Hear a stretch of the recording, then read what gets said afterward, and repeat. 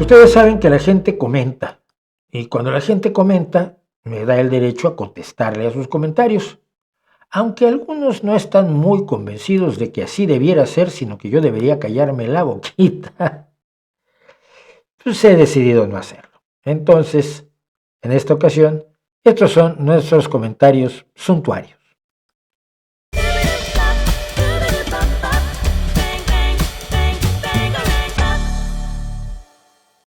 Comentarios trinitarios, perdón, no me acordaba cómo les había puesto. Ya nos vamos a acabar las rimas y se van a acabar llamando comentarios semanarios y iremos pateando a la gente que nos hace el favor de ponernos. Siempre que hablo de filosofía, se ofenden muchísimo los filosofitos, pero muchísimo. Y vienen a decirme siempre lo mismo, que es lo que me parece más curioso, ¿no? Porque me dicen, pero es que la filosofía tiene grandes aportaciones. Ay, sí, ¿cómo no? Dime una. Ah, es que no tiene por qué tener aportaciones. No, yo no dije, tú fuiste el que dijo que tenía aportaciones, quiero verlas. No es que hace preguntas. No, mira, la que hace preguntas es la ciencia. Y así, pero es lo mismo siempre. Nunca hay nadie que te diga, mira, la filosofía permitió resolver tal problema en tal ocasión. Entonces, no, la filosofía es muy importante para la ética. Oye, sí, qué bien, eso me parece muy bien. ¿Me puedes decir un dilema ético que haya resuelto la filosofía? ¿No? ¿Ni uno? No. Ni uno. No se puede.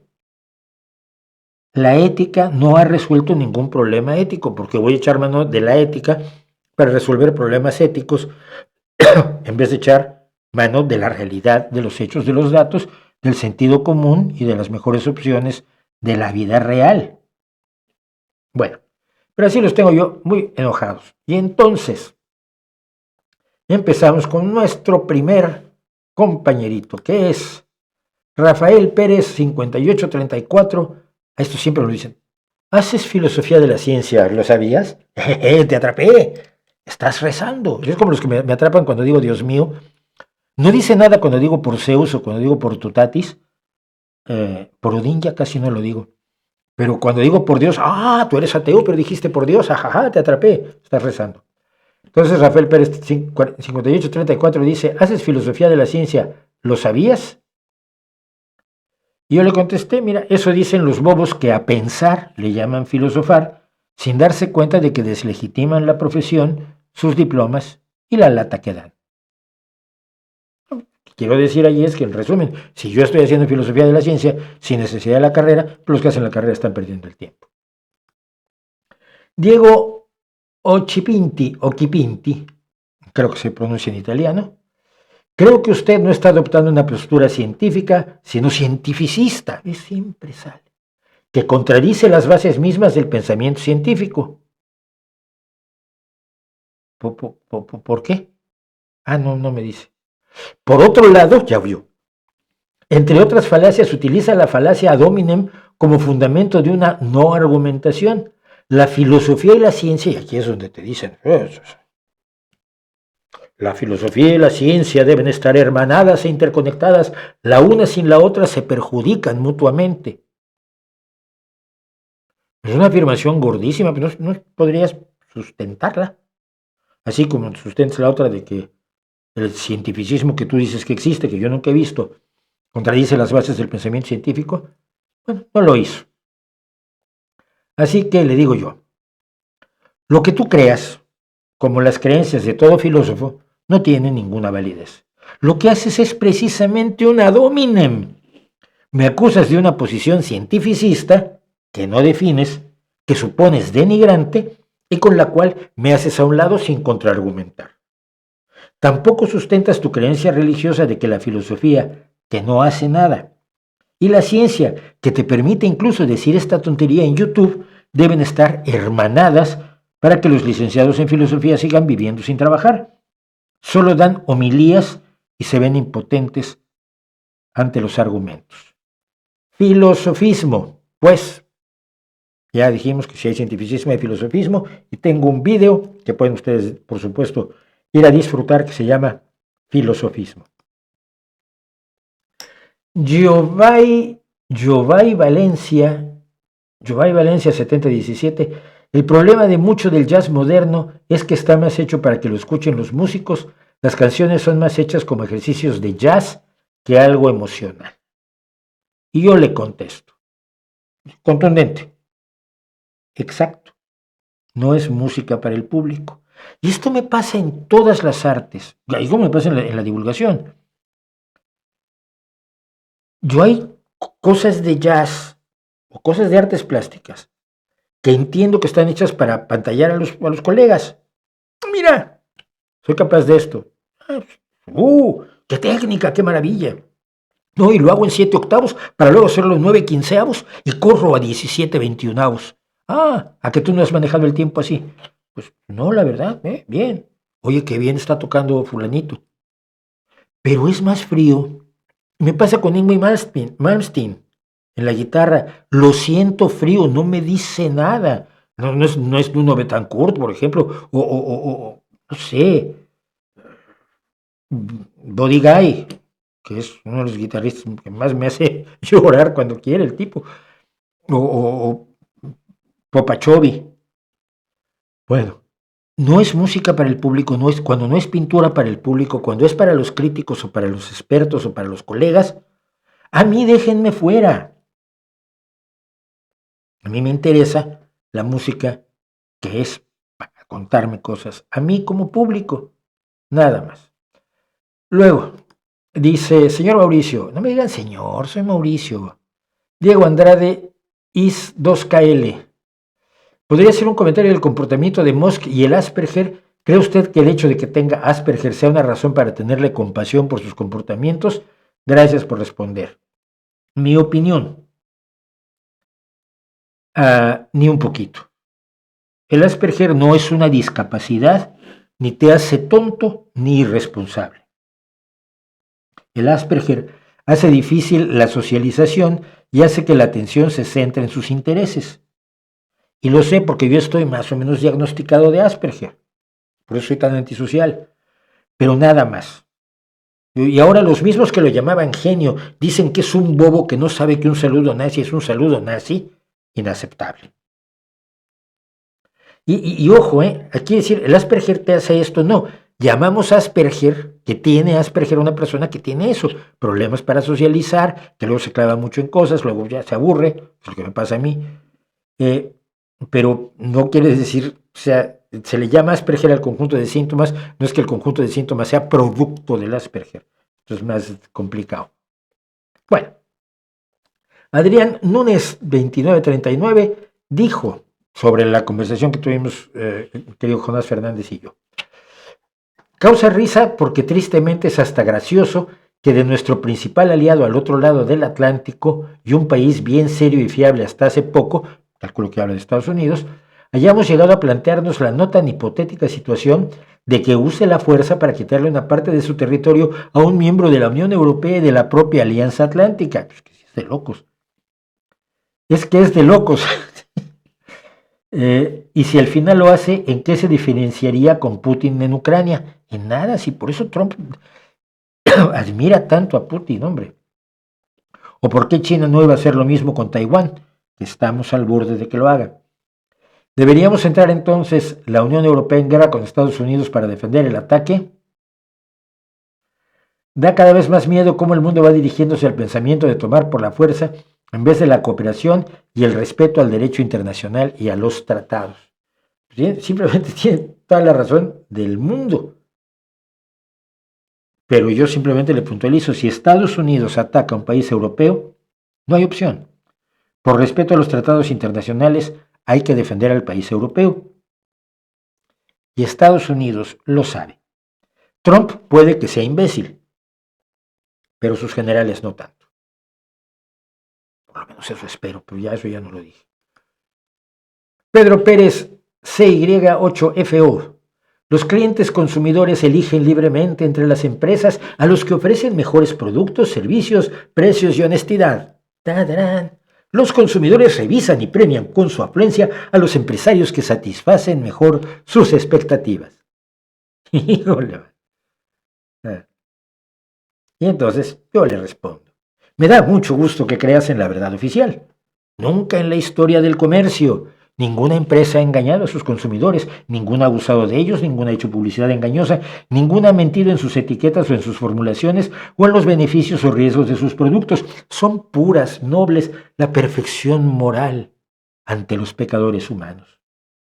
Y claro, todos los consumidores están plenamente informados del todo sobre las empresas, sus prácticas y sus productos. Son todos universitarios y se leen 3 periódicos al día, además de Nature y Science, todos los meses. Por eso nunca hay escándalos con las empresas, sus productos, sus prácticas, sus precios y sus relaciones con el mundo a su alrededor. ¿Te interesa comprar la Torre Eiffel? La quiero vender para comprarme el Big Ben que tienen de oferta. O sea, quienes tienen este pensamiento como el Pedro Pérez se olvidan de todo lo demás. No es cierto, cuando la insulina solo la fabrica una empresa, estás jodido. Cuando hay monopolios, cuando hay abusos, cuando hay un montón de cosas, que para evitarlas existe la idea de regular a las empresas en vez de dejarlas hacer lo que les salga del forro de allá abajo. Pero hay gente que sigue creyendo esto. Bueno. Boris Eduardo Sanabria Pérez 8291 dice: el ciclo de la historia se repite casi al pie de la letra y los europeos se hacen de la vista gorda. Esto cuando explicaba yo de Auschwitz al saludo de Mosk. Y mi pregunta, tampoco es muy complicado, es: ¿dónde se hacen de la vista gorda? Dame los casos en los que te basas, por favor. Y llegamos, por supuesto, al momento culminante de los comentarios de todas las semanas, que es: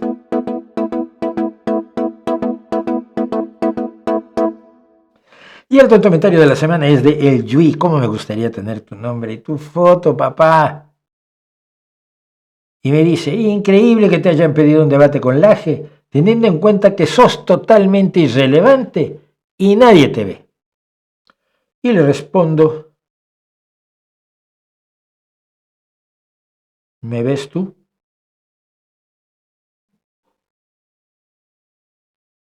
Me ve el Yui. Carlillos de 8M me dice: ¿por qué? Pero entonces, hablé de la filosofía y el estudio de la conciencia. Dice: pero entonces, ¿por qué la licenciatura de filosofía se seguirá ofreciendo en las universidades si no tiene sentido? Yo respondo: eso es lo que vengo preguntando yo hace mucho, mucho tiempo.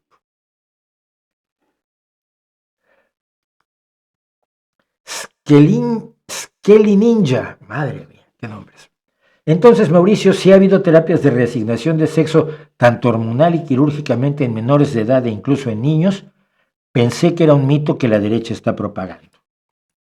Y le he tenido que responder: sí, claro que las ha habido y las hay, pero están en retirada. Se pensaba, y esto hay que dejarlo muy claro, o sea, más que maldad hay estupidez. Se pensaba que se estaban dando un tratamiento a los niños para mejorar sus vidas. Y sorpresa, resultó que no era así. Y esto, y lo añado a mi respuesta, esto se hizo por una creencia filosófica que rechazaba no solo la biología, sino la psicología evolutiva o la psicología del desarrollo, que te dice que los niños no están en capacidad de tomar determinadas decisiones que puedan afectar el resto de su vida. Si a veces uno a los 25 años hace algo que le dice: pero si lo hubiera sabido, y si hubiera sabido lo que sé ahora, a los 25 no hago eso, soy idiota. Que a los 12 decidas cortarte los genitales, amputarte los genitales, mutilarte, no es razonable. Pero como había una idea filosófica del transgenerismo, etcétera, etcétera, promovida por Judith Butler y toda la gente de la teoría queer, pues se asumió que esto igual era bueno para los niños, no se hizo con maldad. Y eso es quizás lo más doloroso, lo más desgarrador, lo más descarnado de esto, ¿no? Se hizo pensando que se le hacía bien a los niños, pero sí, efectivamente lo hubo, y en el Reino Unido ahora el escándalo es absolutamente monumental. Dice Ahmed Joseph: si alguno no cree en Dios, ¿cómo vive en su vida sin esperanza? Yo fui ateo y decía que no importaba Dios si tenía muy buena moral y era buena persona, pero eso tarde o temprano te portas mal, te vuelves egoísta, no te importa el mal ajeno y el fin justifica los medios. Caso no. Los cristianos tienen una moral muy buena, no buscan solo su bienestar y no cometen las locuras e inmoralidades de los no cristianos, y se portan de este modo por cumplir con los 10 mandamientos y estar en paz con Dios. Imagínese que todos hiciéramos lo que nos venga en gana y todos actuáramos sin importar nada y sin tener temor de Dios. Este mundo fuera un caos total y sálvese quien pueda y como pueda. Bueno, toda su idea de cómo somos los ateos es absolutamente fantasiosa, por supuesto, y nadie dice que todos debemos hacer lo que nos venga en gana. Lo que pasa es que son más bonitas las leyes que nos fijamos nosotros mismos que las que viene un señor y nos dice que se las dictó Dios y nos las tenemos que imponer. Pero eso no fue lo que le respondí a Med Joseph, sino que le respondí: o sea, tú eras mala persona y dejaste de actuar mal cuando te amenazaron con un castigo. Entonces sigues siendo mala persona, pero hipócrita. Y Dafer 1107 dice: ahora que te escuché hablar de música, me surgió la pregunta si escucharías música de alguien que sea inmoral, pero haga buena música que te transmita sentimientos agradables. No sé, conozco mucha gente, especialmente religiosos, que crucifican artistas por lo que han hecho en la vida. Y este es un debate, que, antes de mi respuesta, es un debate antiquísimo y muy relevante, y que tiene distintas respuestas en distintos momentos para distintas personas con distintos artistas en distintas circunstancias. Es de esas cosas que los filósofos te preguntan para que des una respuesta tajante y luego decirte que hay excepciones, como en tantas cosas de la vida. Pero es la cuestión. ¿Se puede separar al artista de la obra? Pues a veces sí, a veces no. Y lo que yo le digo es, hay niveles, pero no hay músicos totalmente morales, por otro lado. Algunos sí me han llegado a incomodar, como Michael Jackson o Phil Spector, cuyo estilo de producción tampoco me gusta demasiado porque asesinó un disco de Cohen y otro de los Beatles. Y esto es cierto. Phil Spector, después de destrozar el disco de Death of a Ladies Man de Cohen y me parece que Let It Be de los Beatles, asesinó a una chica. No me gusta el rollo gangsta no ayuda a que soporte mejor el hip hop y las referencias misóginas y humillantes me dan material para detestar el reggaetón. Pero por otro lado sé que Bach le pegaba a sus hijos. Bueno, en el siglo XVII era lo normal, era el sistema pedagógico recomendado por los expertos. Sé que hay otros que han sido tremendamente infieles o que les pegaban a sus mujeres en unas épocas de la historia en las cuales esto te enseñaban a hacerlo de pequeño y lo hacías porque era lo que se hacía. Entonces, sí hay artistas que sé que han hecho cosas que me desagradan, pero su música o su pintura me sigue pareciendo maravillosa, ¿no? Depende del caso. Y decía yo, en el caso de Michael Jackson o Phil Spector, pues no me pasó eso. Aquí hay una pregunta que finalmente, para terminar, me parece muy relevante porque no dimensionamos, cuando tratamos de dimensionar las dimensiones del Holocausto, ya que estamos todavía en estos días de recordatorio de la liberación de Auschwitz, el 27 de enero del 45, me pregunta Miguel VF 3764, ¿cómo es posible que las cámaras de gas de hace 80 años mataran a 1 millón de personas en tan poco tiempo? Primero que nada, no es poco tiempo. 1942, 1943, 1944 y principios de 1945, por lo menos 3 años. Pero le digo, en un exterminio de más de 3 años, con matar a 1,000 personas diarias, llegas al millón. Fueron más de 6 millones y había días en que solo en Auschwitz se asesinaba a 12,000 personas. Reunir 6 millones de muertes cuando puedes asesinar a 20,000 personas o 30,000 personas cada día,